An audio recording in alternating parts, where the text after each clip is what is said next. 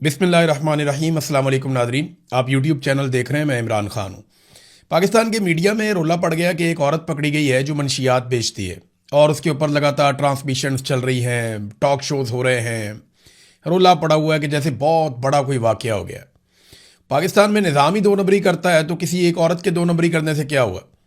इस तरह के तो बेशुमार लोग हैं। हर गली कूचे में, हर मोहल्ले में इस तरह के लोग आपको मिल जाते हैं जो सिस्टम के लिए काम करते हैं। यानी ये वो लोग होते हैं जो पैसा कमाते हैं, सिस्टम को भी कमा कर देते हैं, खुद भी कमाते हैं।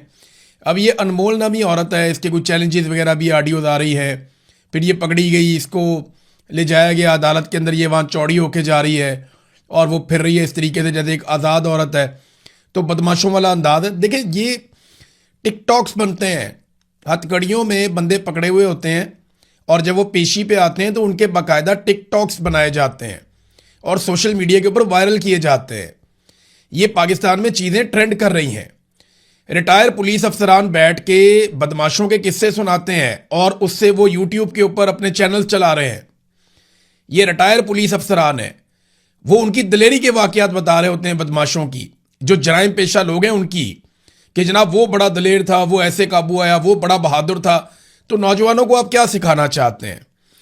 तो आजकल अब एक नया ट्रेंड भी, यानी ये नया ट्रेंड है, जराइम पेशा अफराद को जो है वो ग्लोरीफाई कर करके बताया जाता है और बार बार बताया जाता है, उनकी दिलेरी के वाक़यात बताए जाते हैं। ये जो इस औरत ने किया, ये नॉर्मल है हमारी सोसाइटी में।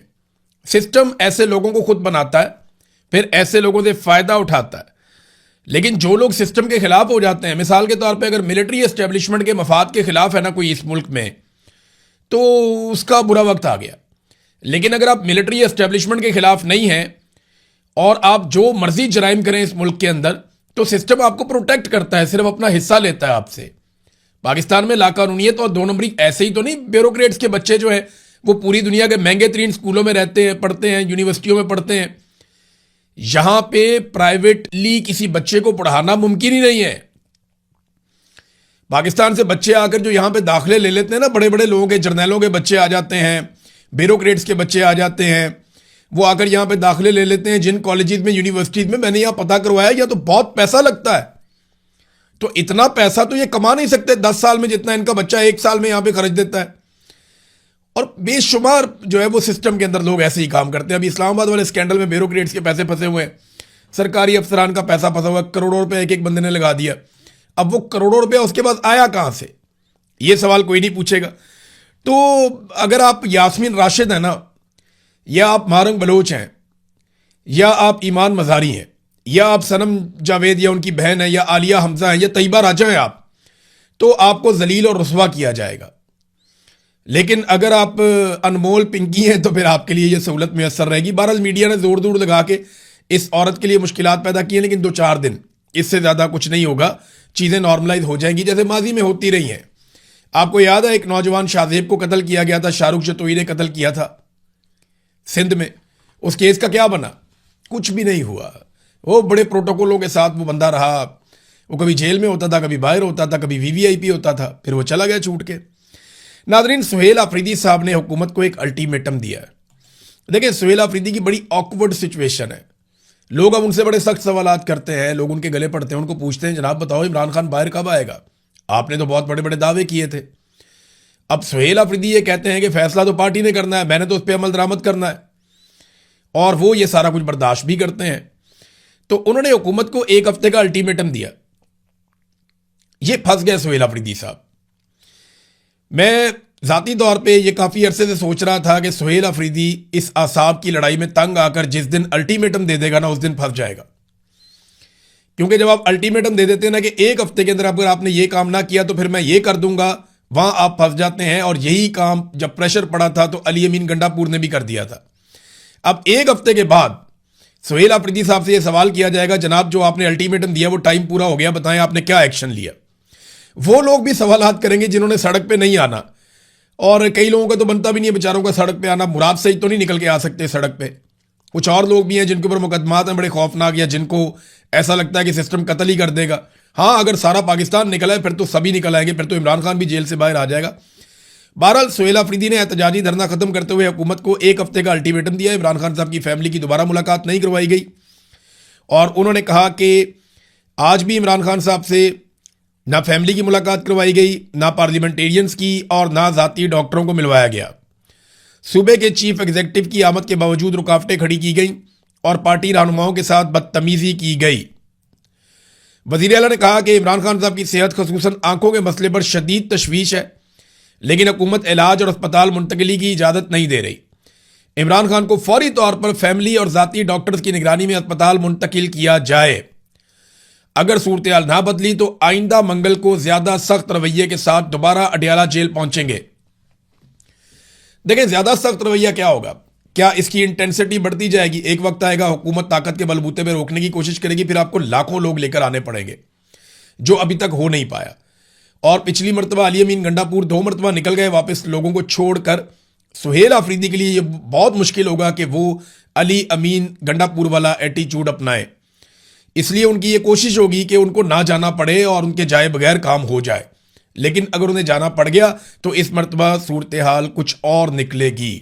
नाजरीन, गिलगित बल्तिस्तान में काजी फायज ईसा की यादें ताज़ा होगी। देखिए, जब जब कोई जुल्म करेगा ना पाकिस्तान में, ना इंसाफी करेगा, जब जब कोई ज्यादती करेगा, तो देखें काजी फायज ईसा की कैसी किस्मत है कि लोग काजी फायज ईसा को याद करेंगे और उसको बददुआएं देंगे। कैसी बात है। एक ऐसा मुनसिफ पाकिस्तान में रहा जिसने बेशर्मी और ढिठाई से वो कुछ किया पाकिस्तान के अंदर, ऐसा जुल्म किया पाकिस्तान के अंदर, और इंसानी हकूक की ऐसी ऐसी पामालियों को होने दिया उस मुनसिफ ने पाकिस्तान के अंदर, कि आज उस शख्स को स्याह हुरूफ में याद किया जाता है, गंदे अलकाब उसको दिए जाते हैं। वजह क्या है कि इस आदमी ने वो जुल्म और ज्यादती की और ऐसी जानिबदारी दिखाई जो काजी के मनसब के शाया निशान ही नहीं था। हाँ, जजेस करते हैं 2 नंबरियां, थोड़ा इधर उधर कर देते हैं, लेकिन काजी फायद ईसा ने तो कमाल ही कर दिया था। देखिए, गिलगित बल्तिस्तान के इलेक्शन में क्या हुआ। काजी फायद ईसा ने क्या किया था? इलेक्शन से पहले चंद दिन पहले पाकिस्तान तहरीक इंसाफ का इंतखाबी निशान छीन लिया था। फिर तहरीक इंसाफ ने कभी इस निशान पे, कभी इस निशान पे, कभी इस निशान पे इलेक्शन लड़ा।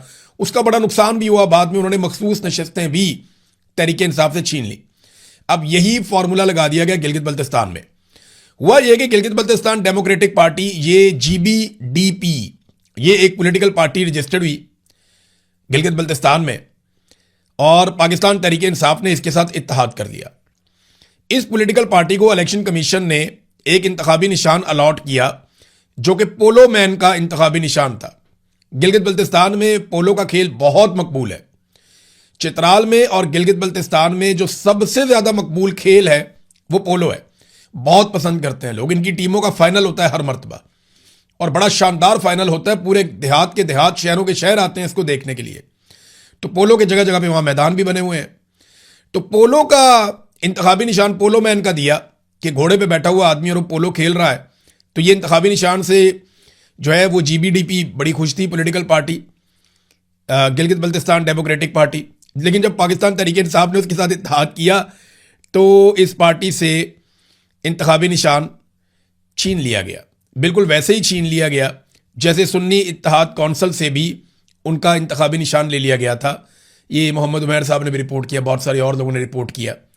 तो काजी फायद ईसा की एक मरतबा फिर याद ताज़ा कर दी कि तो निज़ाम इस लेवल तक पहुंचा हुआ, जब सेक्टर कमांडर को हुक्म हो जाता है ना कि कुछ भी हो जाए, आपने जीतने नहीं देना पाकिस्तान तहरीक इंसाफ को, तो वो बेचारा फिर सारा कुछ ही करता है। इंतखाबी निशान छीन लो, बंदे बंद कर दो, टिकटों की तकसीम गलत करवा दो, पार्टी के अंदर लड़ाइयाँ करवा दो, दूसरी पॉलिटिकल पार्टी के बक्से भर दो, इस पॉलिटिकल पार्टी के खिलाफ फॉर्म 47 जारी करवा दो। बहुत सारे काम बेचारे को करने पड़ते हैं। वो सारे गुनाह कर रहा होता है जो हलफ लेते वक्त उसने कहा था कि वो ऐसा कुछ नहीं करेगा। एक ऑफिसर को अपने हलफ की खिलाफ वर्जी करनी पड़ती है, अपनी आखिरत का बेड़ा गर्क करना पड़ता है, और अल्लाह रब्बुल इज्जत के सामने जब ये लोग पेश होंगे तो मैं हैरान होता हूं जिस तरह इन्होंने कौम का हक छीना है, ये अपने रब को जवाब कैसे देंगे? और रब इन्हें मौका ही नहीं दे रहा माफी मांगने का। यानी इनकी रस्सी इतनी दराज की हुई है। कभी कभी आप लोग सोचते हैं ना, मुझे लोग मिलते हैं वो ये कहते हैं कि यार अल्लाह ताला इनको पूछता क्यों नहीं है, ये इतना जुल्म कर रहे हैं। तो मेरे दिमाग में एक ही जवाब आता है, वो ये है कि रब इन्हें माफी मांगने का मौका भी नहीं दे रहा। यानी रब इनको टुनका ही नहीं लगा रहा। इनके लिए इनके गुनाह, इनका जुल्म और इनका जबर जो है अल्लाह ताला ने खुशनुमा बना दिया है कि जाओ जाके कर लो जो करना है, और ये करते चले जा रहे हैं। ये समझते हैं कि ये इस्लाह कर रहे हैं, हालांकि ये पाकिस्तान की बर्बादी कर रहे हैं और सबको नजर आ रही है होती हुई। और इन्होंने रब को जाके जवाब देना है, तो इनको तो माफी का मौका भी नहीं मिल रहा। इनकी रस्सी इतनी दराज हुई हुई है नाजरीन।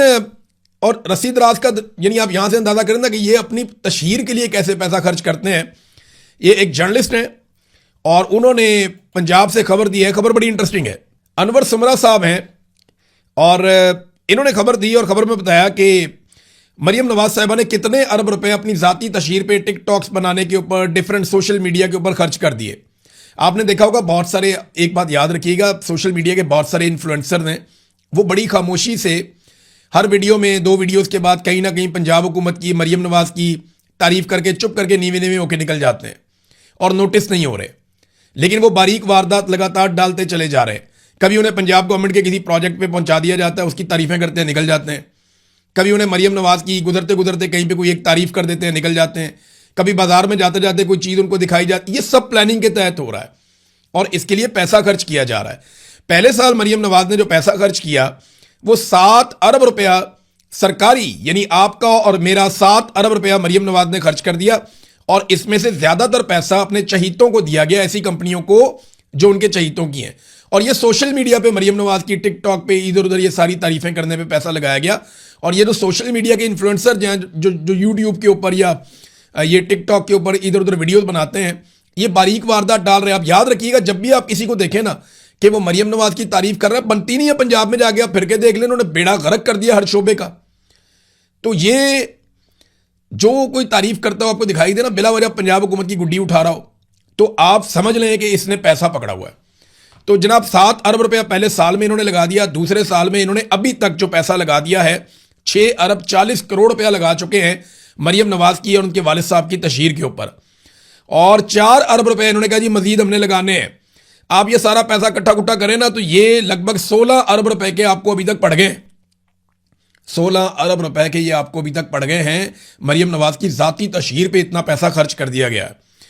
और अब तीसरे माली साल के लिए इन्होंने जो पैसा मांगा वो पता कितना है? वो 12 अरब रुपया इन्होंने कौम से मांग लिया है। अगर आप सालाना जो है वो 10 भी लगाएं ना, 9-10 भी आप लगाएं तो 40 से 50 अरब रुपया मरियम नवाज 5 साल में, और आखिरी साल में ये दुगना पैसा खर्च करेंगे। तो 50 अरब रुपए से जायद ये अपनी जाती तशहीर पे वो पैसा लगा देगी जो कौम का पैसा है।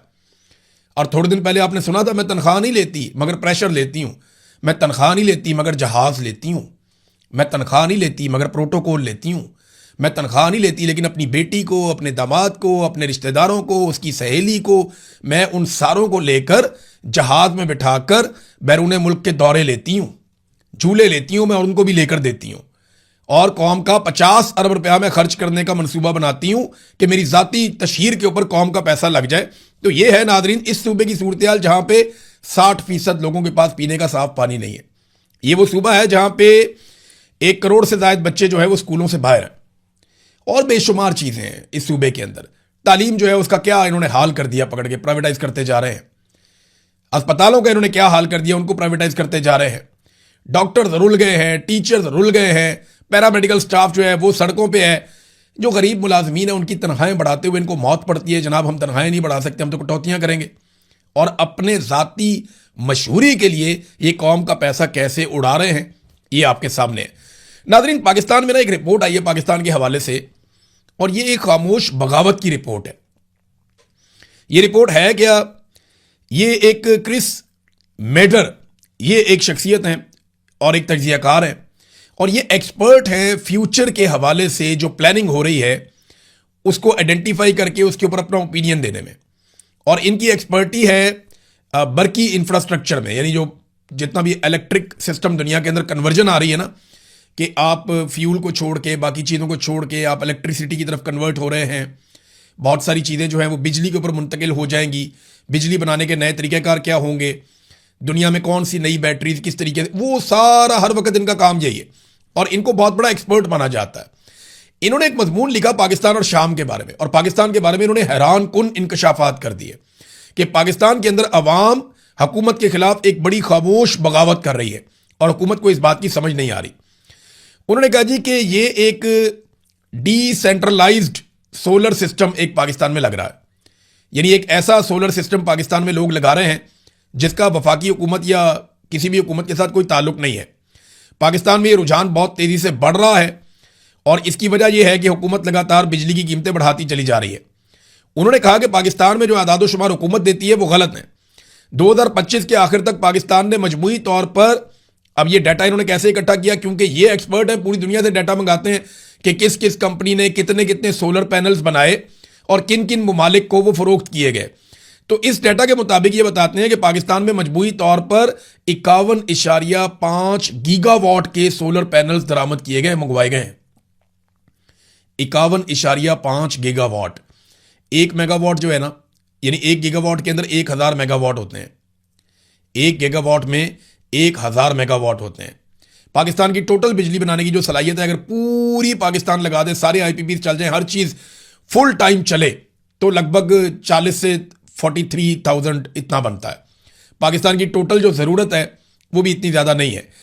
तो दिन के वक्त अगर पाकिस्तानी धूप निकले और बिजली बनाए सोलर से, तो जो पाकिस्तान ने इंपोर्ट किए हैं वो उनकी मिकदार है 51.5 गीगावाट। ये सोलर पैनल पाकिस्तान में आ चुके हैं, लेकिन नेट मीटरिंग और सरकारी रिकॉर्ड के मुताबिक ये सिर्फ 5.3 से 6.8 गीगावाट तक ही दर्ज है। यानी इन्होंने जो दर्ज किया हुआ है उससे 10 गुना कैपेसिटी है पाकिस्तानियों के पास सोलर को इस्तेमाल करने की। अब लोग खामोशी के साथ अपनी छतों पे हर जगह पे सोलर लगा रहे हैं और सरकार के सिस्टम से निकलने की कोशिश कर रहे हैं।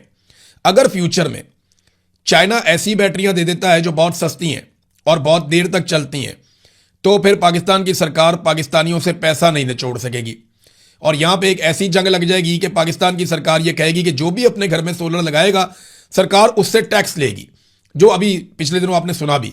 तो ये वो खामोश इनकलाब है जो पाकिस्तान के अंदर आया। अब ये पैसा कैसे इकट्ठा करेंगे? देखिए, चाइना का माल पाकिस्तान में नहीं रोक सकते ये, क्योंकि इन्होंने चाइना से माल खाया हुआ है। चाइना से अरबों डॉलर लिए हुए हैं, 50 अरब डॉलर से ज्यादा रकम चाइना से ले चुका पाकिस्तान। अब चाइना जो चाहे पाकिस्तान को एक्सपोर्ट करे, चाइना अपना माल पाकिस्तान भेजेगा, पाकिस्तानी कभी नहीं रोक पाएंगे। वो नई बैटरियां बनाएंगे, एक पॉलिसी के तहत पाकिस्तान में लेकर आएंगे, तो लोग वो बैटरियां परचेज करेंगे और वो पाकिस्तान में आएंगी भी और बिकेंगी भी। पाकिस्तान की मार्केट से आप चाइना को बाहर नहीं कर सकते, आपने उनका पैसा देना है। तो ये भी एक प्रॉब्लम जो है वो हुकूमत के लिए खड़ी है सामने, और ये खामोश बगावत है जो पाकिस्तान के अंदर हो रही है। नाज़रीन, बड़ी खबर ये है कि डोनाल्ड ट्रंप चीन के दौरे के लिए रवाना हो गए हैं अपनी बहुत बड़ी टीम के साथ। इसकी इतलात आपको हम नेक्स्ट वीलॉग में बताएंगे। और उन्होंने एक बात का एतराफ़ किया डोनाल्ड ट्रंप ने कि हम और चीन दुनिया की 2 सुपर पावर्स हैं। ये पहला अमेरिकी सदर है, ऐसा लगता है, जिसने अपने मुंह से ये बात का एतराफ़ कर दिया कि चाइना भी अब एक दुनिया की सुपर पावर है। और देखें ना, इस वक्त सूरत हाल भी यही है कि चीनी जहाज धड़ाधड़ गुजर रहे हैं। मैंने पिछले वीलॉग में आपको बताया था 4 जहाज, अभी 2 जहाज उसके बाद से लेकर अब तक मजीद आबनाए हुर्मत में से और अमरीकी मुहासरे को अबूर करते हुए, नाकाबंदी को अबूर करते हुए वो चीन की तरफ जा रहे हैं और चीन से निकलकर दूसरी तरफ भी जा रहे हैं। तो चीनी जहाज़ों को नहीं रोका जा पा रहा, जंग के माहौल में उनको नहीं रोक रहे। तो इसका मतलब क्या है? इसका मतलब यह है कि चाइना लगभग सुपर पावर है। ये प्रोटोकॉल तो सुपर पावर का ही होता है और किसी का नहीं होता। और एक और चीज़ मैं आपको बताता हूँ, बड़ी इंटरेस्टिंग है। डोनाल्ड ट्रंप एक तकरीब में खिताब कर रहे थे अमेरिका में, तो अचानक से वो घबरा गए। परिंदा आया उनके ऊपर से, यहाँ से गुजरा तो वो घबरा गए और घबरा कर उन्होंने कहा कि मुझे लगा जैसे ड्रोन आ गया है। ये डोनाल्ड ट्रंप को क्यों लगा ये मैं आपको बताऊंगा एक पूरा वीलॉग करके। डोनाल्ड ट्रंप ने कहा कि ऐसे खतरनाक ड्रोन बन चुके हैं कि, और वो किस तरह के हैं उसके बारे में आप जानते हैं। तो ज़्यादातर लोग नहीं जानते कि ड्रोन्स किस तरह के हैं और वो क्या क्या कर सकते हैं। किसी एक वीलॉग में जो मैं हथियारों की बात करूंगा वहाँ आपको बताऊंगा कि डोनाल्ड ट्रंप का डरना कितना दुरुस्त था। तो अमेरिकी सदर के दिमाग में ये बात कहीं ना कहीं बैठी हुई है कि उनके ऊपर अटैक हो सकता है, और यहाँ पे वो दिखाई भी दिया डर उनके अंदर। एक और चीज़ नाज़रीन, पाकिस्तान के हवाले से एक दावा किया जा रहा है और बार बार ये दावा किया जा रहा है कि पाकिस्तान ने ईरानी तैयारों को, जो उनके जासूस तैयारे हैं, उन्हें पाकिस्तान के मुख्तलिफ हवाई अड्डों पर खड़ा किया हुआ, ये दावा किया गया। और अमेरिकन के अंदर बड़ी गर्मी है इस बात को लेकर। इसके ऊपर जो है वो सेनेटर ग्राहम, जो वैसे ही बहुत खिलाफ है पाकिस्तान के बिला वजह, और ईरान के तो बहुत ही खिलाफ है, उन्होंने ये सवालात पूछे सेंटकॉम के कमांडर से, जनरल कैन से। उन्होंने कहा, जी क्या आप इन रिपोर्ट से आगाह हैं कि पाकिस्तान ईरानी तैयारों को खड़ा करने के लिए अपने अड्डे इस्तेमाल करने की इजाज़त दे रहा है? जनरल कैन ने कहा, जनाब मैं इस हवाले से मैंने एक रिपोर्ट देखी है। तो सवाल किया गया कि क्या ये दुरुस्त है? तो जनरल कैन ने कहा, जी मुख्तलिफ नौइयत के खुफिया मामलात के बायस मैं सिर्फ इतना ही कहूँगा बस, जितना मैंने कह दिया कि मैंने रिपोर्ट देखी है।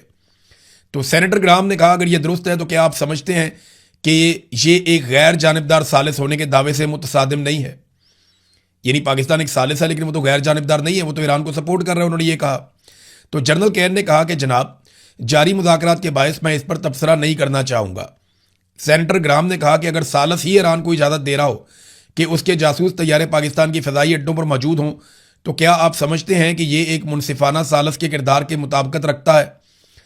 तो जवाब दोबारा जनरल ने दिया कि मैं दोबारा सर यही कहूँगा कि मैं इन मुज़ाकरात के बीच में नहीं आना चाहता।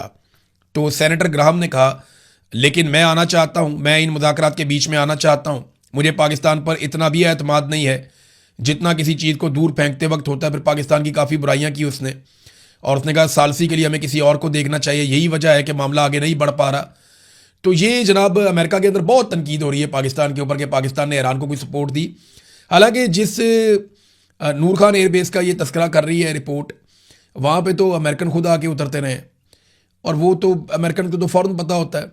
ये जो भी चीज़ है ये मिलजुल कर ही है। पाकिस्तानी मिलिट्री अमेरिकन की इजाज़त के बगैर कोई भी ऐसी हरकत नहीं करेगी, ना उन्होंने कभी माजी में की है, ना वो अब करेगी। हाँ, एक न्यूयॉर्क टाइम ने अमेरिकी इंटेलिजेंस की खुफिया रिपोर्ट छाप दी है। ये रिपोर्ट भी बड़ी ज़बरदस्त है। अमेरिकी इंटेलिजेंस की खुफिया रिपोर्ट के मुताबिक ईरान ने आबना हुर्मुज़ के साथ साथ वाक़े अपनी 33 में से 30 मिसाइल साइट्स पर दोबारा मुकम्मल कंट्रोल और ऑपरेशनल रसाई हासिल कर ली है। यानी जो कुछ भी उनका तबाह हुआ था मुकम्मल तौर पे उन्होंने फ़ाल कर लिया। 33 में से 30 साइट्स उनकी मुकम्मल तौर पे काम कर रही हैं। अस्करी ताकत का बरकरार रहना, ये रिपोर्ट सदर ट्रंप के इन दावों के बरक्स है जिसमें ईरानी फौजी ताकत को बड़े पैमाने पर तबाही का जिक्र किया। अब ट्रंप कहता है जी हमने बहुत बड़ी तबाही कर दी है, जबकि अमेरिकन इंटेलिजेंस की रिपोर्ट कहती है जी कोई तबाही नहीं हुई, कोई तबाही ऐसी नहीं हुई। देखें ना डोनाल्ड ट्रंप का गुस्सा, देखें ना, जब फेक न्यूज़, ये डोनाल्ड ट्रंप का स्टेटमेंट मैं आपको बता रहा हूं, जब फेक न्यूज़ ये कहती है कि ईरानी दुश्मन हमारे खिलाफ फौजी लिहाज से बेहतर कारकर्दगी दिखा रहा है, तो ये अमली तौर पर गद्दारी है, क्योंकि ये बहुत बड़ा झूठ है, इससे दुश्मन को फ़ायदा पहुंचता है। तो एक झूठी उम्मीद मिलती है दुश्मन को, उसे नहीं मिलनी चाहिए। ये वो अमरीकी बुज़दिल हैं जो अपने ही मुल्क के खिलाफ खड़े हैं। ईरान की बहरिया में 159 बहरी जहाज़ थे, अब हर एक जहाज़ जो है वो समंदर की तह में पड़ा हुआ है। बहरिया ख़त्म हो गई, फ़िज़ाइया ख़त्म हो गई, टेक्नोलॉजी ख़त्म हो गई, और उनके रहनुमा जो है वो भी अब नहीं है इस दुनिया में, मारे गए सारे। मुआशी तबाही का शिकार हो गया है। तो सिर्फ हारे हुए, एहसान फरामोश और बेवकूफ़ लोग ही अमेरिका के खिलाफ बात कर सकते हैं। ट्रंप अब जो है ना वो हुब्बुल वतनी का कार्ड इस्तेमाल कर रहा है, जैसे पाकिस्तान में भी किया जाता है कि जनाब ये गद्दार हैं, गद्दारी कार्ड लेकर आ गया। हालांकि ये अमेरिकन इंटेलिजेंस की खुफिया रिपोर्टें हैं जो अमेरिकन मीडिया शाया करता है कि ईरान के हथियार भी बाकी हैं, उनकी चीज़ें भी बाकी हैं, उनका कंट्रोल भी बाकी है, वो लड़ने की कैपेसिटी रखते हैं। कल को लड़ाई हो जाएगी तो वो कहेंगे जनाब हमारी रिपोर्टें तो थी। देखिए यही तो अमेरिकन एजेंसियां फंस जाती हैं। जब गलत रिपोर्टें दें और बाद में कुछ और निकले तो एजेंसियां फंस जाएंगी, फिर सवालात एजेंसियों से होंगे। तो उन्होंने अपने सोर्सेज से चीजें निकालना शुरू कर दी, जनाब हमें यह पता है। अब डोनाल्ड ट्रंप अगर कुछ करवाता है तो जिम्मेदारी डोनाल्ड ट्रंप की होगी। तो नाज़रीन वीडियो काफी लंबा हो गया, अब तक के लिए इतने, अपना ख्याल रखिएगा, अपने चैनल का भी। अल्लाह हाफ़िज़।